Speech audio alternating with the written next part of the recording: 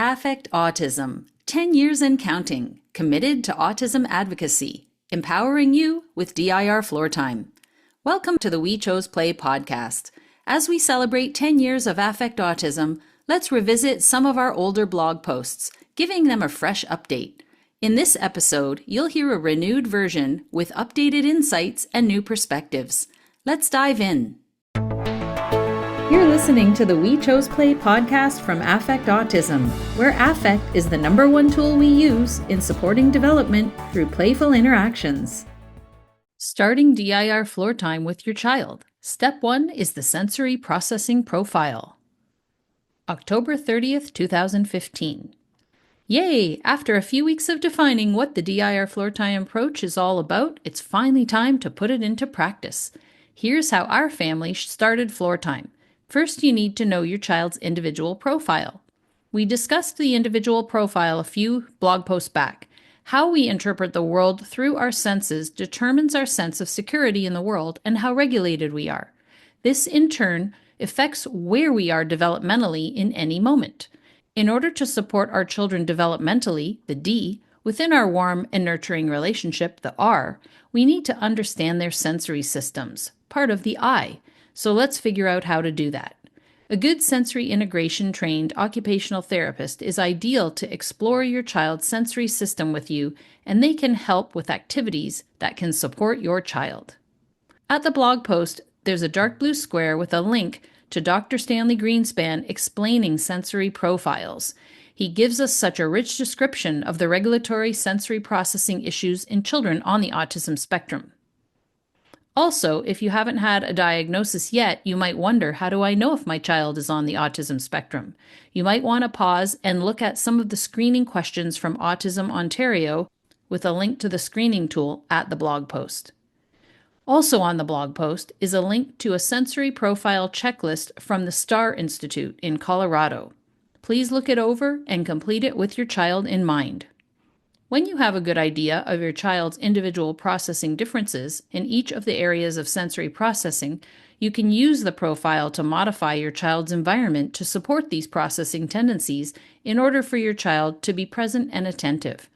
Please note that the information on this blog post is not meant to be taken as professional advice and is for illustrative purposes only. Please consult with a professional sensory integration occupational therapist for a full assessment and for specific recommendations for your child.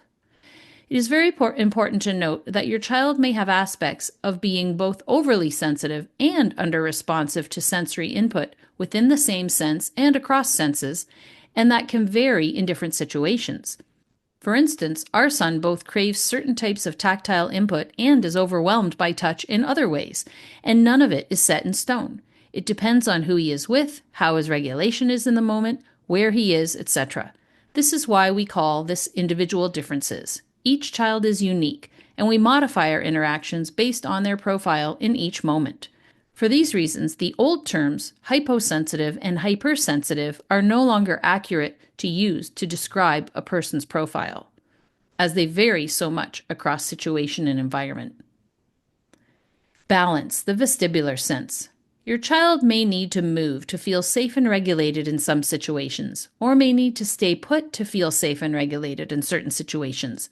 Having movement incorporated into floor time may help you work on higher developmental capacities, or it might dysregulate your child. For example, our son spends lots of time on the swing during play, but movement can also cause him to become upregulated as well. Being aware of your child's vestibular system and how it impacts your child's ability to move and take in sensations is important to figure out with an occupational therapist. Body awareness or proprioception. Deep pressure or heavy work, pushing heavy items along the floor, may help your child feel safe and regulated. Having such activities incorporated into floor time can help you work on higher developmental capacities. For example, our son spends a lot of time each day pushing big blocks across the gym floor or pulling a wagon with someone in it across the gym. Some children enjoy the feeling of a weighted vest.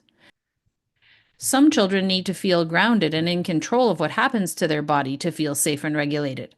Having bigger items to play with and or having a secure space for the child to sit, such as against a big beanbag chair for doing floor time, will help you work on higher developmental capacities. Smell, or the olfactory sense. Your child may find some strong scents stimulating and regulating. We know a boy who loves smelling scented lip balms. You could experiment with essential oils that are appealing to your child and add scent to the play area during floor time, which may help you work on higher developmental capacities. Other children might sometimes be overwhelmed by strong scents. Having a well-ventilated play area for doing floor time free of strong odors that your child finds aversive can help you work on higher developmental capacities. Sight, or the vision sense.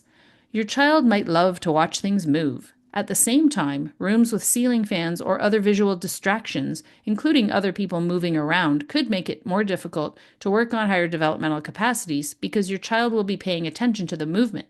Some children can be very sensitive to bright light and are more regulated in dimly lit playrooms. A visit to the developmental optometrist might help determine if your child has sensory integration issues with vision. The office can provide visual exercises that will help your child integrate their peripheral and central vision, for example, or work on depth perception. Hearing, or the auditory sense. Some children love auditory input and are enticed by interesting noises. For example, during floor time, we will easily grab out our child's interest by making fun sound effects and make-up games that involve hearing what noises different objects make. You may also want to speak more slowly, with fewer words, and with greater articulation so your child can have time to process incoming auditory input.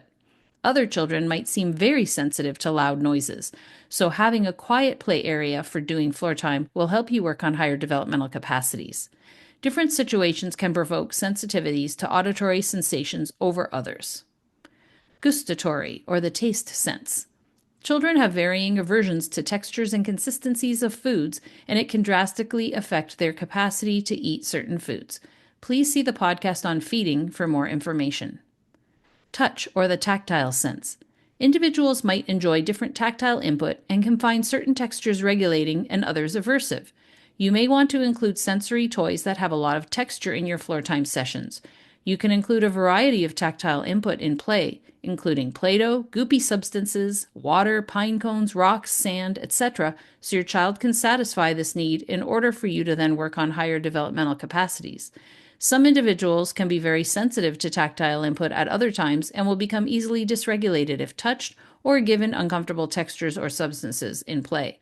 Having an awareness of not overwhelming the child with aversive tactile input during play can help you get to higher developmental capacities. Next time, we will continue with how to start DIR floor time with your child. We will start by talking about how to determine where your child is developmentally. Links to newer podcasts with updated information about sensory integration are included in the blog post for this episode. Until next time, here's to choosing play and experiencing joy every day.